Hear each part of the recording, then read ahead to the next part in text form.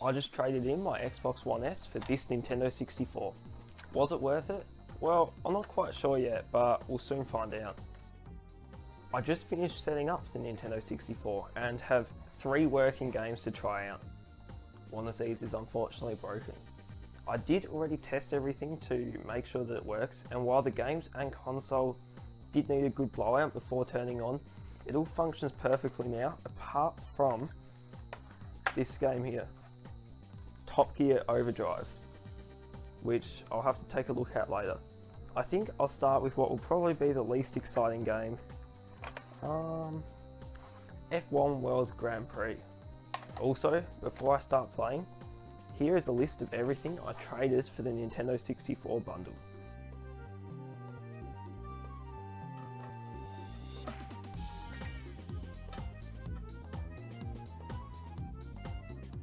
I think I got a pretty good deal, and I was eager to move the Xbox One S that I had recently picked up at a garage sale for $100 with no controller, as they are depreciating quickly and I wasn't using it. The broken game wasn't listed in the ad, but neither was the fact that the console and controller was in excellent condition with only a few minor scratches to the console's exterior, so I don't think I got ripped off in the slightest, considering that Top Gear Overdrive was the least valuable part of this bundle. Had Mario Kart been broken instead, then I would have been upset. Anyway, back to F1. I have to say, personally, I didn't find much enjoyment in F1 World Grand Prix. The handling is really strange and it took me a while to get used to. I found that corners sneak up on you because of the poor graphics, which isn't too surprising considering it's a 1998 game. Unfortunately, there is no minimap, so it's necessary to remember the layout of tracks. While I think that this game has many flaws, I can see why some people would find this fun. Time to move on to Star Wars Episode 1 Racer. This is another racing game, which is a common theme across all games which came with the Nintendo 64. This is by no means a bad thing for me, as I love racing games, and my top 3 games, based by time played, would probably have to be Gran Turismo 4, Forza Horizon, and Forza Horizon 4. Let's boot this up. Started first go, which is good. Star Wars Episode 1 Racer proved to be a far more relaxed experience than F1 World Grand Prix.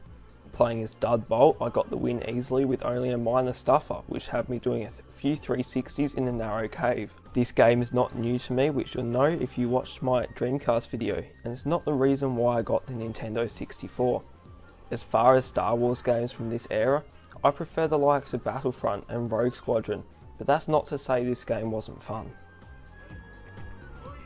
And now, depending on whether I can get Top Gear Overdrive working, the final game of the lot, Mario Kart 64.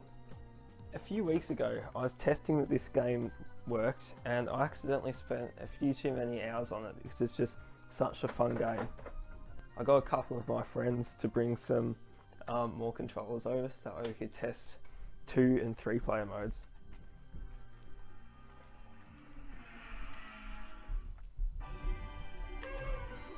Thanks to some mushrooms and the blue shell, I was able to achieve a solid 3rd place in the 100cc Star Cup. Mario Kart 64 is such a brilliant game, and I will absolutely continue to play it heaps in the future.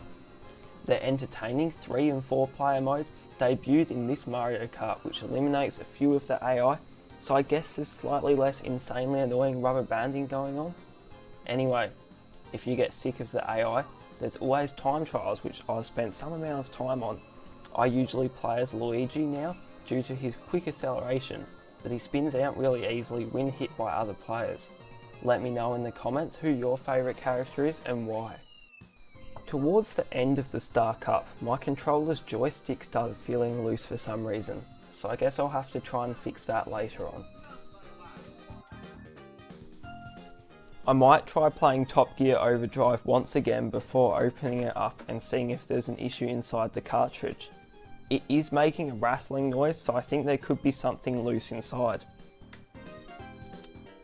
Nope, unfortunately it still looks like it's not working.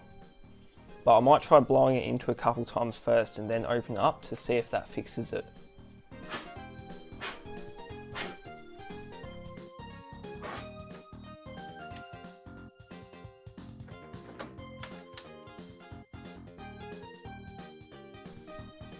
And amazingly, it did indeed start up.